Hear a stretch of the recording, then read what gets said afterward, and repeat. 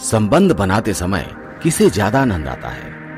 आपको शायद यह जानकर काफी हैरानी होगी कि महाभारत और ग्रीक की देव कथाएं दोनों में ही इस रहस्य की कुंजी छुपी हुई है। आइए आपको बताते हैं दो ऐसी पौराणिक कहानियों के बारे में जिनमें यह गूढ़ रहस्य छिपा है, जिनको सुनकर आप भी दांतों तले उंगलियां दबा लेंगे। ग्रीक की माइथोलॉजी, तिरेसियास की कहानी। तिरेसियास नाम का एक राजा अपने युवा दिनों में एक बार जंगल में शिकार करने गया। वहां उसने दो सांपों को संभोग करते समय लिपटे हुए देखा। तिरेसियास को ये ना जाने क्या सूझा, उसने अपने सिपाहियों की मदद से उन विशाल सांपों को अलग करवा दिया। ऐसा करवाते ही उसे श्राप मिला कि उसका पौरुष चला जाएगा और वह एक महिला में तब्दील हो गया। उन सांपों का क्या हुआ, इस बारे में कुछ नहीं पता। कई साल बाद तिरेसियास अपने स्त्री रूप में दोबारा उसी जंगल से गुजरा। अपनी नफरत के चलते उसने अपने सिपाहियों की मदद से दोबारा एक सांप के जोड़ों को अलग करवा दिया, पर इस बार ऐसा करते ही वह पुरुष बन गया। अब वो अपनी तरह का एक ऐसा अकेला व्यक्ति था जिसने स्त्री और पुरुष दोनों का जीवन दिया था। उसी समय ग्रीक भगवान जियूस और उनकी पत्नी हीरा में विवाद चल रहा था कि सेक्स में कौन ज्यादा एंजॉय करता है, स्त्री या पुरुष। उन्होंने तिरेसियास को बुलवा भेजा। तिरेसियास ने जियूस और हीरा के सवाल का एकदम सीधा और सटीक जवाब दिया। महिलाएं पुरुषों से 9 गुना ज्यादा सेक्स का आनंद उठाती हैं। इस जवाब से हीरा बहुत नाराज हो गई और उन्होंने तिरेसियास पर एक ऐसा वार किया कि वह अंधा हो गया। जियूस अपने आप को तिरेसियास के अंधेपन के लिए जिम्मेवार मानने लगे और उन्होंने उसको भविष्य देखने का वरदान दिया। लगभग दुनिया की हर संस्कृति में ऐसे देवी देवता हैं जो स्त्री पुरुष का संबंध खूबसूरती से दर्शाते हैं। भारत में ऐसी प्रतिमा है अर्धनारीश्वर। अर्धनारीश्वर का अर्थ यह हुआ कि आपका ही आधा व्यक्तित्व आपकी पत्नी और आपका ही आधा व्यक्तित्व आपका पति हो जाता है।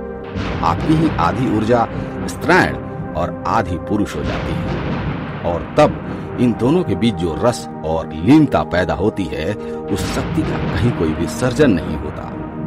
महाभारत में भी वर्णन है काम रस का।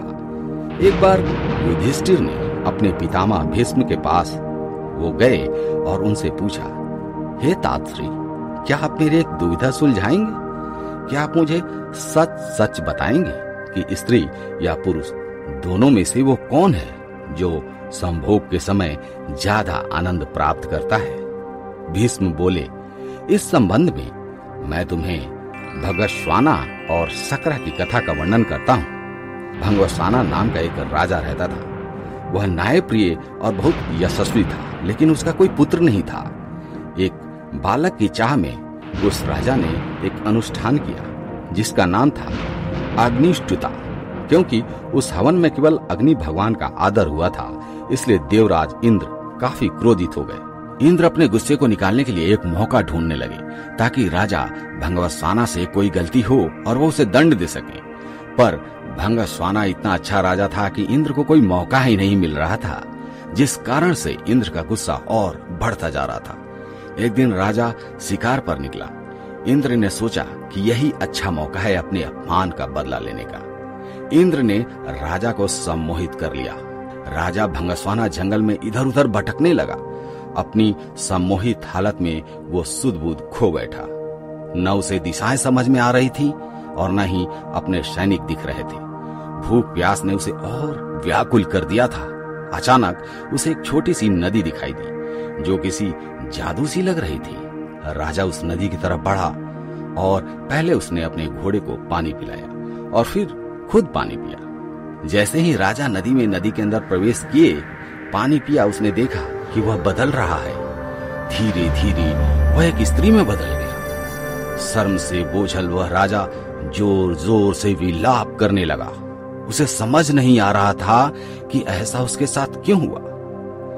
राजा भंगवस्वाना सोचने लगे कि हे प्रभु, इस अनर्थ के बाद मैं कैसे अपने राज्य में वापस जाऊं? मेरे अग्निष्टुता अनुष्ठान से मेरे 100 पुत्र हुए हैं, उन्हें मैं कैसे मिलूंगा, क्या कहूंगा?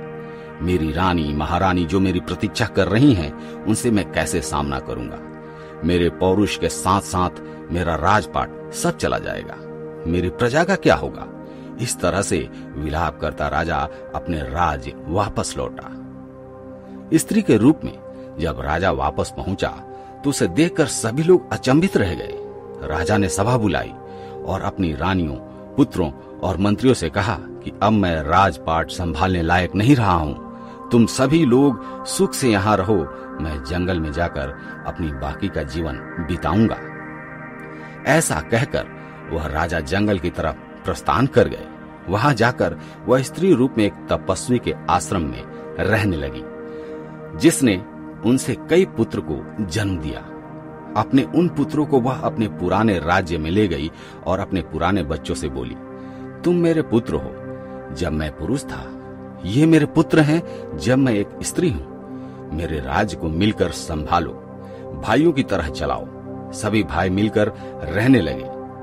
सबको सुख से जीवन व्यतीत करता देख देवराज इंद्र ज्यादा क्रोधित हो गए और उनमें बदले की भावना फिर जागने लगी। इंद्र सोचने लगे कि ऐसा लगता है कि राजा को स्त्री में बदलकर मैंने उसके साथ बुरे की जगह अच्छा कर दिया है। ऐसा कहकर इंद्र ने एक ब्राह्मण का रूप धरा और पहुंच गया राजा भंगस्वाना के राज्य में। वहां जाकर उसने सभी राजकुमारों के कान भरने शुरू कर दिए। इंद्र के भड़काने की वजह से सभी भाई आपस में लड़ पड़े और एक दूसरे को मार डाला। जैसे ही भंगस्वाना को इस बात का पता चला, वो शोकाकुल हो गया। ब्राह्मण के रूप में इंद्र राजा के पास पहुंचा और पूछा कि वह क्यों रो रही है। भंगस्वाना ने रोते रोते पूरी घटना इंद्र को बताई तो इंद्र ने अपना असली रूप दिखाकर राजा को उसकी गलती के बारे में बताया। इंद्र ने कहा, क्योंकि तुमने सिर्फ अग्नि को पूजा और मेरा अनादर किया, इसलिए मैं तुम्हारे साथ यह खेल रच रहा था। यह सुनते ही भंगस्वाना इंद्र के पैरों में गिर गया और अपने अनजाने में किया हुआ अपराध के लिए क्षमा मांगी। राजा की ऐसी दयनीय दशा देखकर इंद्र को दया आ गई। इंद्र ने राजा को माफ करते हुए अपने पुत्रों को जीवित करवाने का वरदान दिया। इंद्र बोले, हे स्त्री रूपी राजन, अपने पुत्रों में से किसी एक को जीवित कर लो। भंगस्वाना ने इंद्र से कहा, अगर ऐसी ही बात है तो मेरे उन पुत्रों को जीवित कर दो जिन्हें मैंने स्त्री की तरह पैदा किया है। हैरान होते हुए इंद्र ने इसका कारण पूछा तो राजा ने जवाब दिया, हे इंद्र, एक स्त्री का प्रेम एक पुरुष के प्रेम से बहुत अधिक होता है, इसलिए मैं अपनी कोख से जन्मे बालकों का जीवन दान मांगती हूँ। भीष्म ने इस कथा को आगे बढ़ाते हुए युधिष्ठिर को कहा कि इंद्र यह सब सुनकर प्रसन्न हो गए और उन्होंने राजा के सभी पुत्रों को जीवित कर दिया। उसके बाद इंद्र ने राजा को दोबारा पुरुष रूप देने की बात की। इंद्र बोले, तुमसे खुश होकर हे भंगस्वाना, मैं तुम्हें वापस पुरुष बनाना चाहता हूँ। पर राजा ने साफ मना कर दिया। स्त्री रूपी भंगस्वाना बोला, हे देवराज इंद्र, मैं स्त्री रूप में ही खुश हूँ और स्त्री ही रहना चाहता हूँ। यह सुनकर इंद्र उत्सुक हो गए और पूछ बैठे कि ऐसा क्यों? राजन, क्या तुम वापस पुरुष बनकर अपना राजपाट नहीं संभालना चाहते?